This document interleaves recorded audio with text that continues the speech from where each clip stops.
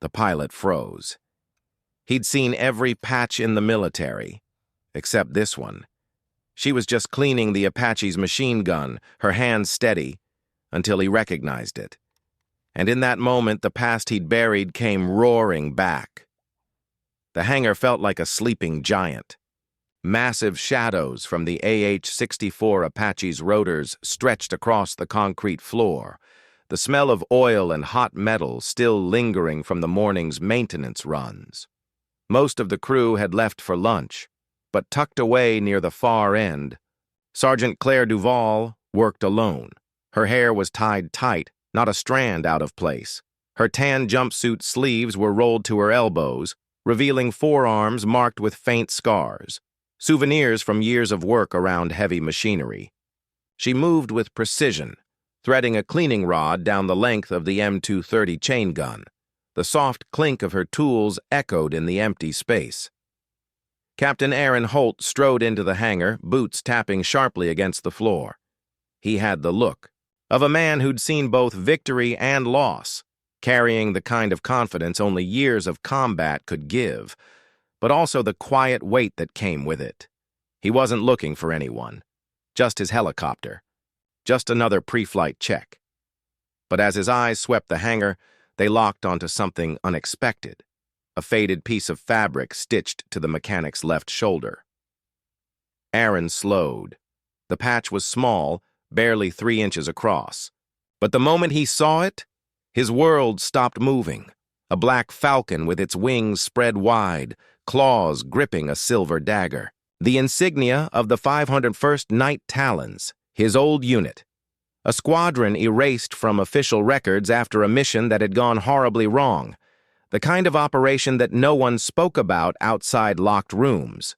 And this patch wasn't something just anyone could get. It was given only to those who were there, those who survived. Aaron's steps slowed until he was standing just a few feet away from her. "Where did you get that patch?"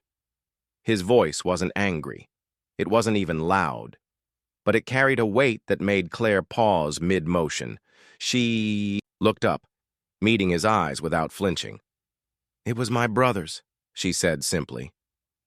Aaron's breath caught. "What was his name?" "Lieutenant Mark Duval," she said. The name hit like a blade between his ribs. Mark had been more than a fellow pilot. He'd been the youngest in their unit, full of reckless courage, always the first to volunteer for the dangerous assignments. And on that mission, he'd been the one who didn't come back. Aaron could still see it. The burning desert sky, the frantic radio calls, the moment Mark's voice went silent. Claire went back to cleaning, but her voice was quieter now. "They told us he died in an accident, that's all they said, but I've read the reports. And none of it adds up. So I joined the service. I've been waiting for someone who knew him, someone who could tell me the truth." Aaron's jaw clenched. He'd spent years burying those memories, convincing himself that staying silent was the right thing. But now, standing in front of Mark's sister, the weight of that silence felt unbearable. "Your brother didn't die because of a mistake," Aaron said finally. Claire stopped moving. Slowly, she looked up. "He died saving the rest of us. We were ambushed. He took a hit that should have been mine, and he stayed in the cockpit long enough to get us clear." Her eyes shone, but no tears fell. "So it was a choice." Aaron nodded. "The bravest one I've ever seen." Aaron reached into his flight jacket and pulled out a patch, worn, frayed at the edges. His own 501st insignia. "This is the last one I have. I want you to have it, and I want you on my crew tomorrow." Claire blinked. "I'm a mechanic, Captain." "You're your brother's sister," he replied.